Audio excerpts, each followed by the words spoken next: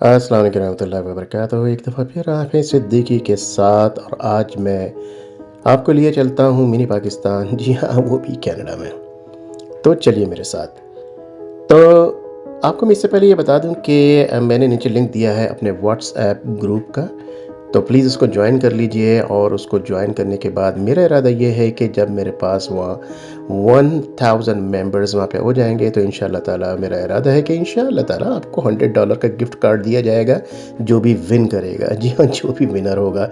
तो ये एक दिन में भी का हो सकता है, क्योंकि मेरे पास अल्हम्दुलिल्लाह विदिन अ मंथ टाइम, जो कि मैंने 1 महीने पहले ये 1.5 महीने पहले तकरीबन जो है मैंने ये चैनल स्टार्ट किया है। इस वक्त मेरे पास 1000 से ज़्यादा सब्सक्राइबर्स हैं। आपका बहुत बहुत शुक्रिया मेरे वीडियोस को वॉच करने का और सब्सक्राइब करने का, लाइक करने का, कमेंट करने का। तो मैंने आपकी एफ़र्ट के ऊपर मैं एफ़र्ट ये करना चाहता हूँ कि मैं एक $100 का गिफ्ट कार्ड रखना चाहता हूँ, जो कि आप विन करें। उसमें से किसी आप एक खुशनसीब को मिलेगा। $100 के जो बराबर जो पैसे पैसे होंगे, जो पैसे बनेंगे, मैं आपको भेज दूँगा, चाहे आप इंडिया में हो, पाकिस्तान में हो, बांग्लादेश में हो, और अगर आप कनाडा में हैं तो आपको $100 इंशाल्लाह ट्रांसफ़र कर दिए जाएँगे। आपको गिफ्ट कार्ड चाहिए होगा, आपको गिफ्ट कार्ड लेके दे देंगे। तो बातों-बातों में जो है ना, यहाँ से ये हम गुज़र रहे हैं इकबाल फूड। इकबाल फूड को कौन नहीं जानता यहाँ पे। तो इकबाल फूड को मैं दिखा रहा हूँ राइट पे, लेकिन आपको मैं फिर कहूँगा कि नीचे लिंक है डिस्क्रिप्शन में, व्हाट्सएप के जो लिंक है उसके ऊपर क्लिक करके ग्रुप को ज्वाइन कर लीजिए, ताकि विद इन अ डे और 2 और 3 जो है मैं आपको $100 के गिफ्ट कार्ड का जो है उसके अंदर जो विनर है मैं ऐलान कर सकूं। तो ज़रूर इस काम को कर लीजिए। ये जो इकबाल फूड आपको नज़र आया है यहाँ पे साइड में, इकबाल हलाल फूड्स, ये बहुत पुराने हैं यहाँ पे। जब मैं 1998 में 19 जब मैं यहाँ पे आया था तो ये एक छोटी सी दुकान हुआ करती थी। ये पूरे एरिया में दुकानें थी, लेकिन बहुत सारी दुकानें खाली थी उस ज़माने में। तो अभी तो माशाल्लाह इकबाल हलाल फूड्स ने ही सारी दुकानें ले ली हैं। इस पूरे एरिया में वो इकबाल फूड जो है वो फैला हुआ है। तो ये जो मिनी पाकिस्तान की बात कर रहा हूँ, इसको mini Pakistan, mini India, mini Bangladesh भी कहा जा सकता है। इसकी वजह यह है कि यहाँ तीनों ममालिक से आने आने वाले लोग यहाँ पर रहते हैं। इंडिया सबसे बड़ा है, ज़ाहिर सी बात है, तो इंडिया के सबसे ज़्यादा लोग यहाँ मिलते हैं। ख़ास तौर पे इंडिया यानी हैदराबाद, गुजरात के लोग यहाँ पे अब ये देख रहे हैं आपके जो इंटरसेक्शन यहाँ पे जो आते हैं, यहाँ पे जो लाइट जो ऊपर ब्लिंक होती है, कुछ देर में आप देखेंगे वहाँ पे रुकना रुकना बहुत लाजमी है। अगर आप उसको क्रॉस कर देते हैं तो इसकी टिकट जो है बहुत ज़्यादा है, लंबी है। अगर आप कैच हो जाते हैं यहाँ पे तो जो स्टॉप के साइन है यहाँ पे लाजमी आपको रुकना चाहिए, क्योंकि ये बड़ा ही सेंसिटिव एरिया है। सेंसिटिव इन द सेंस कि यहाँ पे बड़ा रश अमूमन हुआ करता है। आज मैं संडे की शाम को आया हूँ, लेकिन न जाने क्योंकि अच्छा ये वजह भी हो सकती है, जैसे ये लाइट ब्लिंक हुई जिसका मैं जिक्र कर रहा था, ये खातून यहाँ पे जो क्रॉस कर रही हैं, तो आप आपने जैसे देखा है मैंने काफ़ी पहले रोक लिया है। यहाँ पे वो एक बटन प्रेस करते हैं, ये लाइटें जलना शुरू हो जाती हैं।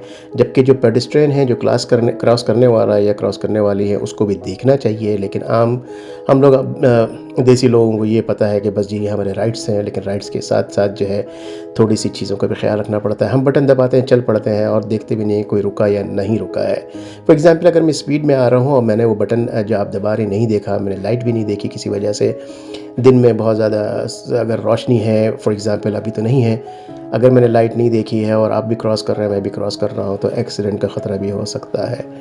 तो यहाँ पे जो बिल्डिंग्स हैं वो काफ़ी पुरानी हैं, आपको नज़र आ रही होंगी। एरिया बहुत ही ज़्यादा पुराना है। तो मैं ये ज़िक्र कर रहा था, तीनों नेशनलिटीज़ के लोग यहाँ पे मौजूद हैं।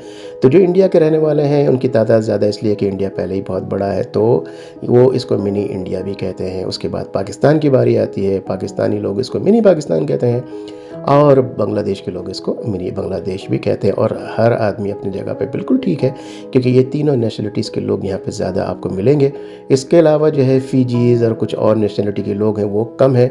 अब वो क्या कहते हैं, मेरी उनसे मुलाकात नहीं हुई, वो अपने शायद कंट्री का नाम भी लगा देते हों। एनीवेज़, तो इस मिनी पाकिस्तान में जो है बहुत बड़े मज़े की जगह है। यहाँ पे आपको जो है ना, ख़ुसूसन आप जो शुरू में आते हैं तो मैं ये समझता हूँ आपको यहाँ रहना चाहिए, क्योंकि आपको जो है अगर आप टोरंटो में आ रहे हैं तो आपको यहाँ रहना चाहिए, क्योंकि यहाँ पे जो है बहुत सारे आपको हेल्प मिल सकती है और आपको अपने लोग मिलेंगे। लेकिन ड्रॉबैक ये भी है, जब अपने लोग मिलते हैं तो फिर थोड़ी सी प्रॉब्लम्स भी होती हैं। वो प्रॉब्लम्स काफ़ी डोमेस्टिक भी होती हैं, क्योंकि वो बहुत ज़्यादा पर्सनल होते हैं। और अक्सर बेशतर जो है बहुत चीट भी हुई है वो है लोगों के साथ। लेकिन मैं मैं ये नहीं कहूँगा कि आप यहाँ ना आएँ, मैं फिर भी कहूँगा आप यहाँ पे आएँ, यहाँ पे रहें। अगर आप रह नहीं रहे हैं, कम से कम यहाँ चक्कर लगाएँ। रमज़ान के दिनों में यहाँ की रौनक जो है ना, उसको एक्सप्लेन करना बहुत मुश्किल है। रमज़ान के दिनों में ज़िंदगी रही तो मैं इंशाअल्लाह ज़रूर यहाँ की एक वीडियो ज़रूर बनाऊँगा। यहाँ पे रियल आपको पाकिस्तान, इंडिया, बांग्लादेश नज़र आता है। पूरी रात यहाँ पे चहल-पहल रहती है। लोग जो हैं वो तरावी के लिए जा रहे हैं, आ रहे हैं, नमाज़ के लिए जा रहे हैं, अफ्तार को बाँटने के लिए लेके जा रहे हैं, सहरी में एक-दूसरे को इनवाइट कर रहे हैं। यहाँ पे जो बिल्डिंग्स के अंदर जो है कुकिंग के बहुत सारे सेक्शंस मौजूद हैं, इन द सेंस कि अगर आपको पकाना नहीं है या आपकी फैमिली घर में नहीं, आप अकेले हैं, तो यहाँ से वो मंथली भी ले सकते हैं। इवन ग्रॉसरी, चिकन, हलाल जो है बिल्डिंग्स वगैरह मिल जाती हैं, समोसे, केक्स वगैरह। अभी जो ये बिल्डिंग नज़र आ रही है, राइट हैंड साइड पे जो एंट्रेंस नज़र आ रहा है, इसको दिखाने का मकसद सिर्फ ये था कि इसके नीचे जो एक मसल्ला है जो कि एक अपार्टमेंट पर मुश्तमिल था, आज शायद 4-5 अपार्टमेंट को लेकर के एक मसल्ला काफ़ी बड़ा बना दिया गया है। मस्जिद के साइज़ का है, लेकिन मस्जिद डिक्लेयर इसलिए नहीं कर सकते क्योंकि ये बिल्डिंग के अंदर है, तो उसको मसल्ला ही कह सकते हैं। मसल्ला आपको पता ही होगा, एक ऐसी जगह जहाँ पे सलात यानी नमाज़ पढ़ी जाती है, छोटी सी जगह कह लीजिए, वो मस्जिद की शक्ल में नहीं है। यहाँ पर इस वक्त थोड़ा सा सन्नाटा इसलिए भी नज़र आ रहा है कि यहाँ पे ख़ज़ा का मौसम है। ख़ज़ा का मतलब ये है कि अल्लाह ताला प्रैक्टिस करा रहे होते हैं कि आगे सर्दी आने वाली है, अब इसमें ठंडक में जो है आप अपनी जैकेटें निकाल लीजिए और पहनिए और थोड़ा बाहर निकलना कम कर दीजिए। तो ये एक वजह जो है, यहाँ पर इस वक्त लोग नज़र नहीं आ रहे हैं, लोग अपने घरों में हैं। इस वक्त ठंडक काफ़ी है बाहर। अब जो मैं आपको एरिया दिखाने जा रहा हूँ, जो यहाँ लोग यहाँ रहते हैं या रह के जा चुके हैं, उनको अंदाज़ा है कि इस जगह कितनी कन्वीनियंस है कि यहाँ पे जो है जगह जगह पे कन्वीनियंस स्टोर्स भी हैं। लोग कुछ घरों से भी बिज़नेस कर रहे हैं और घरों में से भी आपको सामान मिल जाता है, ग्रोसरी का भी आपको मिल जाता है, ऑयल भी मिल जाता है और आपको ब्रेड एंड बटर मिल जाता है, पकी हुई चीज़ें भी मिल जाती हैं। तो आगे जो है मैं आपको दिखाना चाह रहा हूँ जी कन्वीनियंस के बारे में। लोग यहाँ जानते हैं, काफ़ी अरसे से यहाँ पे ये जो है दुकान जो है एक फ़्लैट या 2 फ्लैट को लेकर के बनाया गया है। एक बहुत बड़ी सहूलत है यहाँ के लोगों के लिए। इस वक्त हमें इसलिए नहीं महसूस हो रहा है कि हम इसको देख रहे हैं, जो यहाँ लोग रहते हैं। जब शदीद तरीन सर्दी पड़ रही होती है बाहर, जो -30 -35 के करीब भी आ जाती है, तो जो लोग जो इस अपार्टमेंट में रह रहे हैं, उनके लिए तो हेवन है at that point of time. लेकिन जो गिरद-ए-नवाह में रह रहे हैं, उन लोगों के लिए बड़ी आसानी है कि जल्दी से जाके कोई ना कोई जो चीज़ उनको चाहिए होती है क्विकली ग्रॉसरीज़ के लिए, जैसे मेरा ख्याल है कि ग्रॉसरी के सारे आइटम्स यहाँ पे मौजूद हैं, आसानी के साथ मिल जाते हैं। तो एक इसका बहुत बड़ा ये फ़ायदा है। तो इस पूरे एरिया में, जैसे कि मैंने कहा कि रमज़ान के दिनों में बड़ी चहलकदमी रहती है और ख़ास तौर पे समर में, गर्मियों के दिनों में अगर ये वीडियो बनाई जाती तो आप कहते हैं कि यकीनन ये सही बात है कि लोग जो है घूमते फिरते नज़र आ रहे हैं। लेकिन जैसा कि मैंने कहा कि इंशाअल्लाह समर में जब गर्मी होगी और जब इंशाअल्लाह ताला रमज़ान के महीना आएगा, मैं ज़रूर इस जगह की वीडियो बनाऊंगा कि यहाँ पे किस कदर रौनक रहती है और बड़ा खुला डुला माहौल है। और खुला डुला माहौल का मतलब ये है कि लोग इधर से भी क्रॉसिंग कर लेंगे, उधर से भी क्रॉसिंग कर लेंगे। लोग आपको चबूतरों पे यानी ठिये पे बैठे हुए भी नज़र आएंगे। तो इसी वजह से हमें अपने माहौल से ऐसा लगता है कि जैसे यूँ मालूम होता है जैसे हम अपने माहौल में आ गए हैं। तो यहाँ पर ख़ास तौर पे वो लोग जो कि सीनियर पीपल हैं, जो कि अपने ममालिक से आए हैं, यहाँ पे विज़िट पे आते हैं, तो उनके लिए तो बड़ी मज़ेदार जगह है ये कि यहाँ के उन्हीं के लोग, उन्हीं के मुल्कों के, उन्हीं की उम्रों के लोग भी मिल जाते हैं, बड़ा महज़ूज़ होते हैं, बिज़ी रहते हैं। और यहाँ पे कुछ लोग ऐसे भी हैं जिनसे मेरी मुलाकात हुई, जो कि 1970s से यहाँ पे रह रहे हैं। तो उनका कहना ये था कि उस वक्त जब ये बिल्डिंगें नई बनी थी, बिल्डिंगें तो यही थी सारी की सारी, लेकिन ये बिल्डिंग नई थी यहाँ पे, लेकिन लोगों का इतना जो है जुम्मे ग़फ़ीर बिल्कुल भी नहीं था। अपार्टमेंट्स खाली थे, कम जो है किराए में अपार्टमेंट्स में मिल जाते थे। अगर आपको बेहतर अपार्टमेंट मूव होना होता था, आसानी के साथ वही भी हो जाता था। लेकिन आज बहुत सारे रिस्ट्रिक्शंस हैं।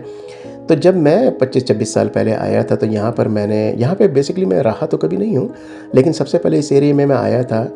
मैंने यहाँ पे किराए वगैरह चेक किए थे, तो मुझे याद है कि यहाँ पे जो वन बेडरूम का जो अपार्टमेंट था, जहाँ तक मेरा ख्याल है कि वो $750 में था पर मंथ, और 2 बेडरूम का $950 $950 और 3 बेडरूम का बड़ा अपार्टमेंट जो वो $1200 पर मंथ में था, including basement including parking and hydro.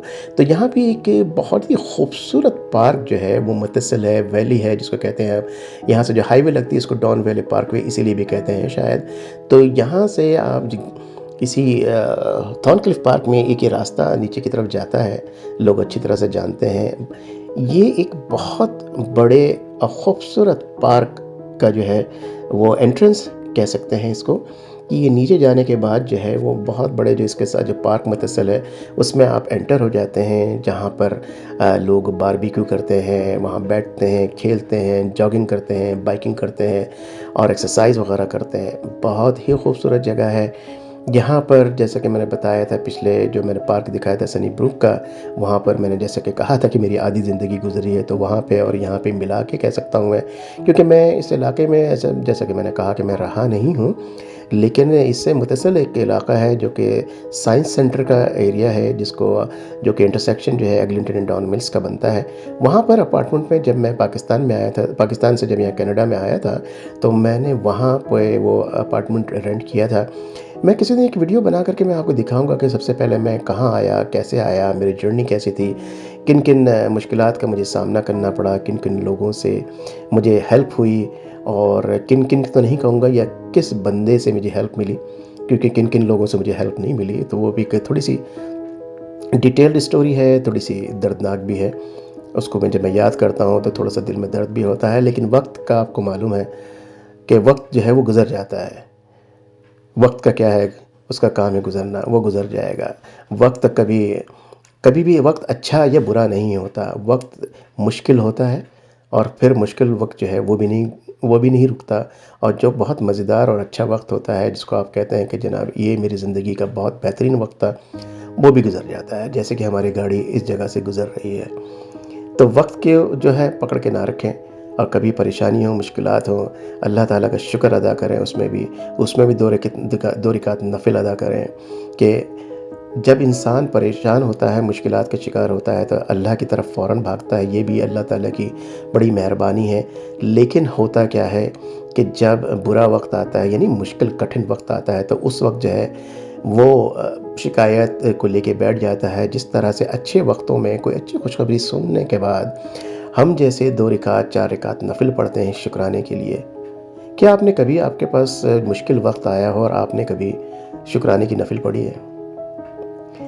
गौर कीजिएगा इस बात पे। मैं डिटेल में तो नहीं बताना चाहता कि क्या परेशानी या मुश्किलात थी, कि अच्छे वक्तों में तो मैंने एक नफिल की नमाज़ ज़रूर पढ़ी है, लेकिन जब वो मुश्किल वक्त मेरे ऊपर पड़ा तो सबसे पहले मैंने ये काम यही किया कि 2 की जगह मैंने 4 नफिल नमाज़ पढ़ी, शुक्र अदा करने के लिए कि या अल्लाह ताला, अगर तूने वो चीज़ मुझे नहीं दी है तो यकीनन तू उससे बड़ी कोई चीज़ देगा। तो जनाब, मैं ये कहना चाहता हूँ कि जब भी कभी आपको लगे कि आप परेशान हैं, मुश्किलात में गिरफ़्तार हैं, और कोई ऐसा काम जो आप चाहते थे और आपकी देरीना ख्वाहिश थी वो नहीं हो सकी, किसी भी हवाले से, चाहे वो बेटी की शादी के हवाले से हो, चाहे वो बच्चों के एजुकेशन के हवाले से हो, चाहे वो बहुत बड़े इनाम के हवाले से हो, चाहे वो आपकी बहुत ही अच्छी देरीना जॉब की ख्वाहिश के हवाले से हो, अगर वो ना हो तो सबसे पहले शुक्राने की नफिल पढ़ें। 2 की जगह 4 पढ़ें। अगर आप खुशी में 2 पढ़ते हैं तो आप 2 की जगह 4 पढ़ें कि या अल्लाह, तूने बड़ा करम किया, एहसान किया, यकीनन तूने इससे बेहतर कुछ मेरे लिए लिखा है। यकीन माने मेरा अपना एक्सपीरियंस है। मैंने देखा कि कुछ अरसे के बाद मुझे वो चीज़ नज़र आ गई कि जो उससे कहीं बेहतर थी और जिसकी मेरी ख्वाहिश थी, वो मेरे लिए बेहतर साबित नहीं होती। और आपको कुछ अरसे के बाद ही, कुछ अरसा जो है शायद 1 महीना 2 महीने पे भी हो मोहित, हो सकता है वो 4 साल 5 साल पे भी मोहित हो। तो कभी भी अगर आपको अल्लाह ना करे कोई परेशानी के में गिरफ़्तार हों किसी भी हवाले से, अल्लाह की तरफ रुजू करें, अल्लाह के पास बैठ जाएं, उनके सामने, अल्लाह ताला के सामने जो है ना बैठ जाएं, नहीं उठें वहाँ से, मांगते रहें, कहें कि या अल्लाह, जब तक तू नहीं देगा मैं नहीं उठता, और तू देगा मेरे दिल में तसल्ली हो जाएगी। मेरी तसल्ली हो जाएगी तो मुझे समझ में आ जाएगा कि तूने उससे मेरे लिए बेहतर का इंतज़ाम अब कर दिया है, मैं तब उठूँगा यहाँ से। तो ये है तरीका अल्लाह ताला से मांगने का, यहाँ पे अब ये देखिए, जब मैं इस पार्क से वापस जा रहा हूँ जो कि काफ़ी नीचाई पे था, और यकीन जब वापस जा रहा हूँ तो ऊंचाई पे नज़र आ रहा है। तो अब इस वक्त यहाँ पे बहुत सारे लोग जो हैं, जाहिर सी बात है वो पैदल भी आते हैं। जाते वक्त तो मुश्किल नहीं होती, बच्चे भागते हुए चले जाते हैं, लेकिन वापसी में जो कि वालिदैन हैं, जो ख़ास तौर पे अब्बा जी हैं, उनको उन्हीं बच्चों को गोद में उठा के लेके आना पड़ता है। कई दफ़ा ऐसा हुआ है कि मैं यहाँ से जब गाड़ी से नीचे गया हूँ तो मैं ऊपर आते हुए कुछ लोगों को मैंने बिठा लिया, क्योंकि मुझे लग रहा था वो चल नहीं सकते, खुशी-खुशी वो आके बैठ गए। इस पार्क में मैंने बारबेक्यू बहुत किया है, क्योंकि मैं बारबेक्यू का बड़ा मैं शौकीन हूँ। मैं जब से कनाडा में आया हूँ, पाकिस्तान में मुझे कभी भी मौका नहीं मिला, और या मेरी शायद मुझे इतनी ज़्यादा शौक़ नहीं था। लेकिन मैं कनाडा जिस दिन से मैं उतरा हूँ, उसके फर्स्ट वीक या सेकंड वीक मैंने बारबेक्यू का जो चूल्हा है मैंने ख़रीदा, वो मैंने बारबेक्यू किया था, और आज तक समर में मैं हमेशा बारबेक्यू ज़रूर करता हूँ, और कई दफ़ा करता हूँ। तो लेकिन अब इस साल से 2022 से कह लीजिए, अब बारबेक्यू से मेरा दिल थोड़ा-सा हट गया है। अब मैं कुकिंग करने लगा हूँ, क्योंकि वो चिकन कभी कच्ची पक रही है, कभी असल में मेरे लिहाज से तो सही बन रही होती है, लेकिन हर आदमी का अपना मिजाज है। वो हर किसी को कोई ना कोई शिकायत होती है कि ये कच्ची रह गई, किसी ने कहा नहीं तो जल गई। तो वो करते-करते जो है थोड़ा-सा तंग आकर के मैंने कहा कि अब मैं बारबेक्यू नहीं बल्कि मैं खाने पकाऊँगा, क्योंकि मैं खाने बहुत अच्छे पका लेता हूँ। ये जो पूरा एरिया मैं आपको दिखा रहा हूँ, ये जनाब ये खाने-पीने वालों के लिए हेवन है। इसीलिए मुझे खाने-पीने की कुछ चीज़ें याद आई हैं कि यहाँ पे खाने-पीने की जो आप जैसे देख रही हैं दुकानें, बहुत ही शानदार, बहुत मज़े-मज़े के, और 100% हलाल हैं, आपको यहाँ टेंशन भी लेने की ज़रूरत नहीं है। और यहाँ अच्छा खासा रश रहता है। यहाँ भी जिस दुकान में आप रेस्टोरेंट में अंदर जाएंगे तो आपको पता लगेगा कि जनाब आप अकेले नहीं हैं। जी हाँ, आप ये देख रहे हैं साइड में बेकरी, और आपके अभी आगे आएगा समोसे और मिठाइयाँ, तमाम की तमाम चीज़ें जो हैं वो यहाँ पे बड़ी आसानी से दस्तयाब हैं। अब रश इतना ज़्यादा है कि यहाँ पार्किंग का थोड़ा सा मसला रहता है, लेकिन फिर भी जनाब आप जो यहाँ पे आते हैं और खाने पीने की शौकीन रखते हैं, वो इंतज़ार करते हैं गाड़ी लगाने का, कहीं दूर लगा कर फिर आते हैं और चीज़ें लेते हैं। तो ये एरिया जो है बहुत ज़्यादा खूबसूरत एरिया भी है। मैं इस लिहाज से कहूँगा कि बहुत ज़्यादा ग्रीन है। जिस एरिया में सब मैं जा रहा था, तो इससे पहले जो जहाँ पे कॉस्टको का एरिया था वहाँ कुछ नहीं हुआ करता था, आज बहुत बड़ा कॉस्टको वहाँ पे बन चुका है। उसके बाद मैंने क्या किया कि असर का वक्त हो रहा था, असर का वक्त जा रहा था आशुष से, तो मैं वापस आया। आकर के मैंने जो है ये जो मस्जिद है, यहाँ पे मस्जिद दारुस्सलाम, ये थॉर्नक्लिफ मॉस्क, मैं इसको हमेशा कहता आया हूँ। जैसे कि मैंने कहा कि बहुत पुरानी मस्जिद है। जब मैंने 1998 में यह नमाज़ पढ़ी थी तो ये एक फैक्ट्री से था जैसा लगता था, बिल्कुल खाली था। कोने में कुछ जो है वो प्रेयर मैट्स जो है वो बिछी हुई थी, जिस पे मैंने पहली बार जो है जहाँ तक मेरा ख़्याल है ज़िंदगी में कनाडा में नमाज़ पढ़ी थी। तो कनाडा में जो मेरी पहली नमाज़ हुई है वो यहाँ पे हुई है। और इस जगह पे जो है अब ये मस्जिद जो है, जहाँ तक मेरा ख़्याल है कि इन्होंने कोई बहुत बड़ी जगह दूसरी जगह ले ली है, क्योंकि ये मस्जिद यहाँ के लोगों की आबादी के लिहाज से बहुत कम पड़ती है। तो इस मस्जिद के हवाले से जो है आप अगर चाहेंगे तो आपको मालूमात मिल जाएगी अगर आप यहाँ पे आना चाहते हैं। इसका नाम है मस्जिद दारुस्सलाम। और या ये मस्जिद बहुत ज़्यादा पुरानी, जैसे मैंने कहा, इस इलाके के लिए अब ये कम पड़ती है। तो जनाब यहाँ पे इस वीडियो को एंड करते हैं। जैसा कि मैंने कहा कि जो मैंने लिंक दिया है व्हाट्सएप ग्रुप का, उसको ज्वाइन करें। $100 का जो है गिफ्ट कार्ड जीते इंशाल्लाह ताला। 1000 सब्सक्राइबर आपने दिए हैं, बहुत शुक्रिया। 1000 अगर आज कर लेंगे विद इन अ वीक, $100 मैं इंशाल्लाह ताला अनाउंस कर दूँगा। अब आप जल्दी इस वीडियो को लाइक कर दें। सब्सक्राइब नहीं किया है जिन्होंने वो कर लें, घंटी का बटन दबा दीजिए, और अपने व्हाट्सएप ग्रुप में और फेसबुक में ज़रूर इसको शेयर करें, और मुझे बताएं कि नेक्स्ट टॉपिक और क्या होना चाहिए। फिर मिलते हैं इंशाल्लाह ताला। अस्सलामु अलैकुम वरहमतुल्लाहि वबरकातुहू।